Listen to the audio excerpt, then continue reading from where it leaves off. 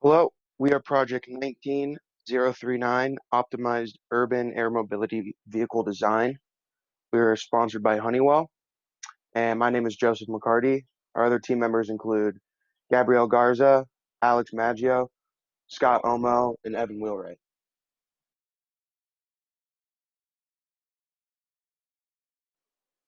This is our virtual design day poster.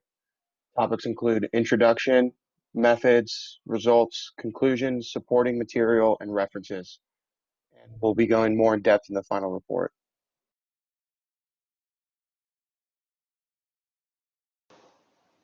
As urban surface travel is expected to become more expensive and time-consuming and crowded, Uber has contracted Honeywell to come up with an urban air mobility solution to fulfill this projected market. And the majority of the value of this project is documenting our design process, and that's what we're going to be mainly focused on.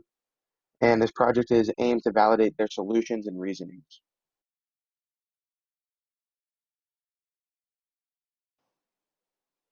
So here's a list of our functional requirements, and it's important to point out that we're not shooting for full FAA safety requirements for now. This is a conceptual design that demonstrates feasibility margin.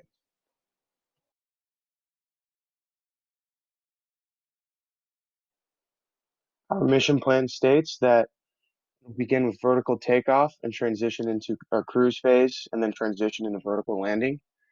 And it must perform 10 of these trips up to 25 miles or one 60-mile trip.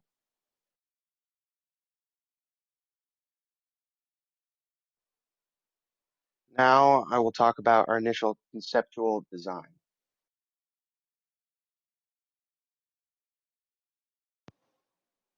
The four aircraft configurations we came up with were the ducted blower, the tilt rotor bicopter, the quad plane, and the gyrocopter.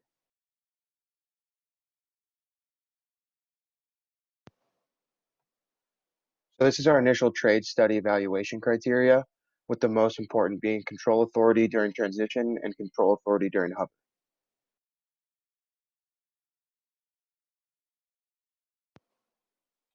This is the ducted blower design. It's most similar to the Harrier jump jet and got a score of 293.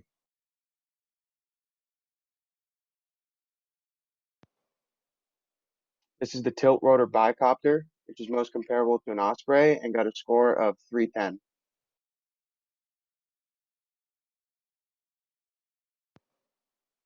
This is the quad plane and is very popular in the drone industry and got a score of 306.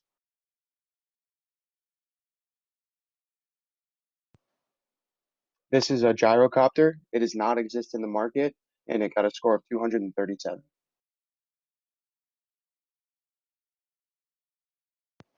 So these are the results from our initial trade study, and the tilted rotor bicopter had the highest score of 310 and the quad plane had the second highest score of 306.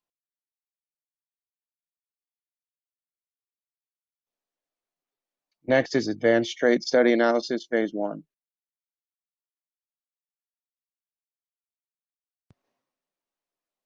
The biggest things to come from this table is that the quad plane has lower disk loading, which positively affects a lot of our requirements. And the tilt rotor, although it has some advantages, requires more power for VTOL.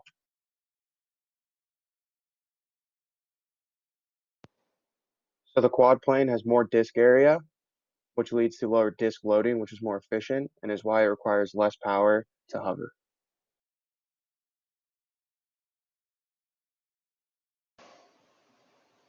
For stall speed, the quad plane has a higher wing loading, and that's why the tilt rotor have a lower stall speed.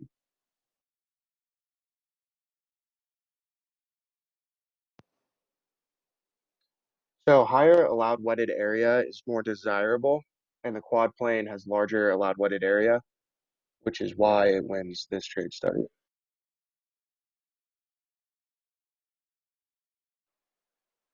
So these are our advanced trade study results. Scores are based out of 10. As you can see, we found that the largest limiting factor was the power required to hover.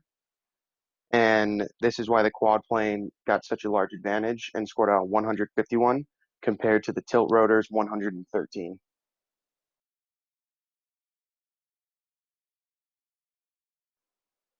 Next up is phase 2 of our detailed design analysis.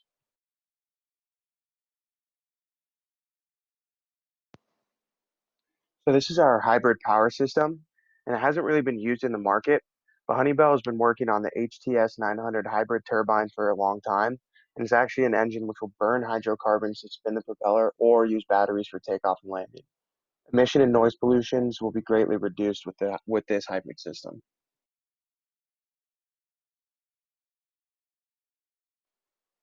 Our weight allocation table criteria includes fuel, empty weight, crew, payload, and takeoff weight.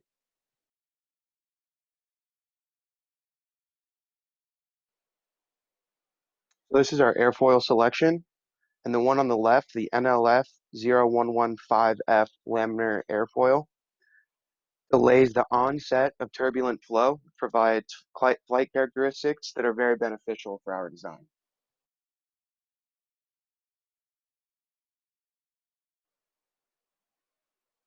So this is a video that will also be in our final report and attached to as a separate file in this video of our ANSYS simulation, which produced stable and valid simulations for our wing designs. They let us iterate our design and predicted dynamic flight effects like wing vortices.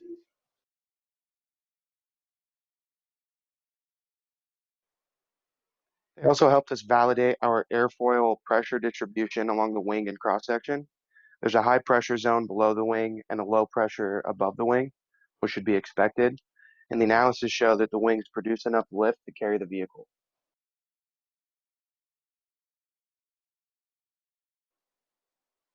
So several models were created using different software packages such as Unity, Simulink, specifically the aerospace package, MATLAB, and Excel.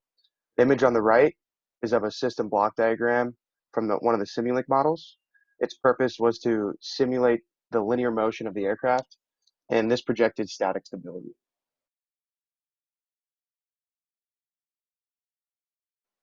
To prove static stability, a weight table was created to find the center of gravity location. Using the equations below, the neutral point location was found.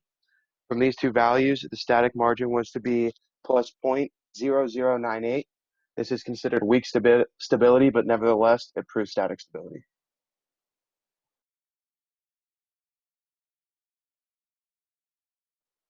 The majority of the models created were designed to show dynamic stability because of software malfunctions, time constraints, and mainly COVID-19. The dynamic stability was left unproven. The majority of the time spent on dynamic stability was spent researching control and stability theory and how to set up the models. Given more time, dynamic stability would have been shown by a plot of the root locus.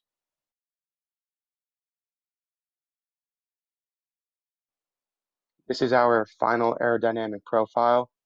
It's enough for 4 passengers and 1 pilot and meets the 45-foot maximum allowable wingspan.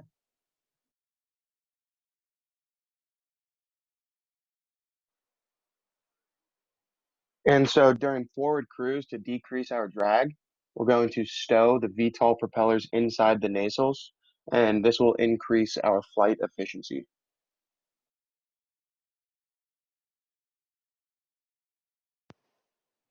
So in conclusion, we passed all of our requirements except for the dynamic stability model is projected to pass, but we found inconclusive when it came to stable flight characteristics. And when it came to the efficient cruise operation mode, once again, we were projected to pass, but the CFD analysis models proved inconclusive that we would meet the L over D ratio above greater than or equal to 60.